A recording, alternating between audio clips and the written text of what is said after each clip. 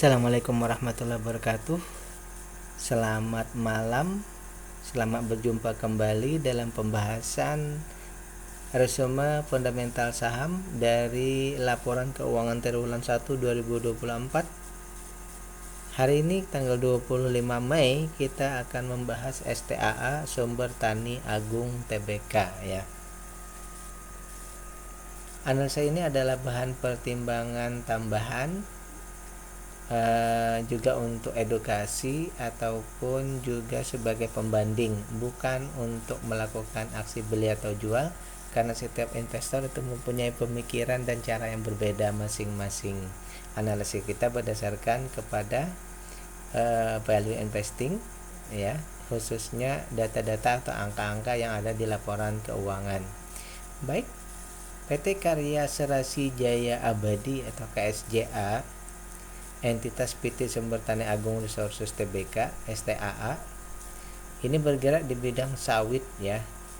Mereka juga berhasil mengubah limbah produksi minyak sawit mentah CPO menjadi listrik berkapasitas 2 MW ya. Jadi mereka juga mengubah limbah dari minyak sawit tadi diubah menjadi daya listrik kapasitas 2 MW ya. Baik, itu datanya yang bisa kita baca.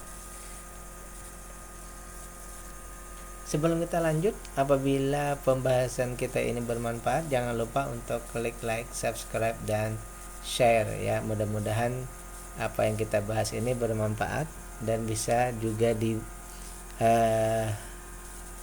diketahui oleh orang lain juga. Tapi ingat bahwa dalam koridor bahwa ini adalah sebagai edukasi atau bahan pemikiran tambahan. Data terbaru bahwa ROPS-nya nanti 30 Mei ya, 30 Mei. Berarti data DPR yang kita pakai sementara ini yang tahun 2022 yaitu 45%. Baik, untuk perusahaannya ya, di harga sekarang berarti sudah di atas dari nilai bukunya. Berarti perusahaan ini sudah dihargai tinggi ya, dihargai di atas ya, tapi dalam masih rentang wajar ya, 66% di atas nilai bukunya. Jadi caranya supaya menjadi netral ya, perusahaan harus menggenjot lagi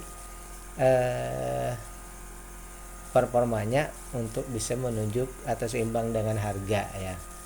Yang kedua, dari segi keuntungan, perusahaan ini mendapatkan keuntungan yang agak kurang ya daripada book value-nya, sehingga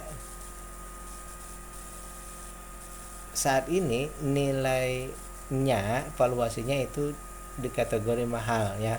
Mahalnya itu 14% di atas harga wajar. Tapi mahalnya dekat-dekat dengan wajar ya, masih ya. Mahalnya masih dekat-dekat di wajar. Nah, sekarang kita tinggal mengkonfirm bahwa di sini valuasinya ini memang sudah ada yang mahal, ada yang wajar ya. Namun dari segi dividen, perusahaan ini peduli dengan investor, yaitu dengan mereka memberikan 45%, hampir separuh dari keuntungan dibagi ya. Namun dengan separuhnya itu pun masih dividen yield-nya hanya sekitar 3,9% untuk kuartal 1 ya. Sehingga dengan demikian kalau menurut saya pribadi ini valuasinya mahal, dividennya agak kecil. Jadi ini kurang, istilahnya kurang matching ya. Kurang matching. Sudah harganya mahal, dividennya juga kecil ya. Dari data yang lainnya, saya menganggap bahwa perusahaan ini ketahanan perusahaannya baik, hutangnya hanya 29% dan 42%. Karena itulah kenapa current ratio-nya besar, sehingga mereka mampu membagikan dividen juga agak besar di 45% ya. Kemudian dari segi kepemilikan, retail hanya 17%, Retail dalam artian non warkat, ini masyarakat yang kurang 5% bisa menjual beli itu hanya 17%. Sementara keseluruhan saham yang bisa diperdagangkan itu 34%. Berarti pengendali tidak melakukan trading di sini ya, dan bahkan asing pun tidak ada juga masuk di perusahaan ini ya. Dari semua data tadi, sekali lagi perusahaannya oke, kepemilikannya oke ya. Hanya permasalahan kita sedikitnya adalah di dividen yield-nya ya. Meskipun sudah besar DPR-nya tapi yield-nya kecil, berarti di sini keuntungannya yang kecil ya. Simpulan sementara kita begitu, keuntungannya yang kecil, sehingga yang terjadi adalah dividen yield-nya kecil plus juga valuasinya yang jadinya mahal ya. Ini setali 3 uang. Sehingga di sini ada 2 data merah yang kita dapatkan, di valuasi itu mahal dan dividen yield-nya itu kecil. Oleh karena itu saya menyimpulkan bahwa untuk perusahaan ini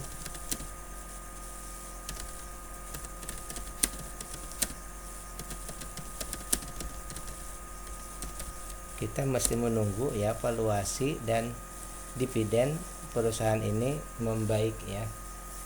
Karena 2 data itu memang kita perlukan supaya membelinya kita di harga yang mahal dan waktu tunggu kita juga dihargai ya. Oke, demikian pembahasan kita. Billahi taufiq wal hidayah. Assalamualaikum warahmatullahi wabarakatuh.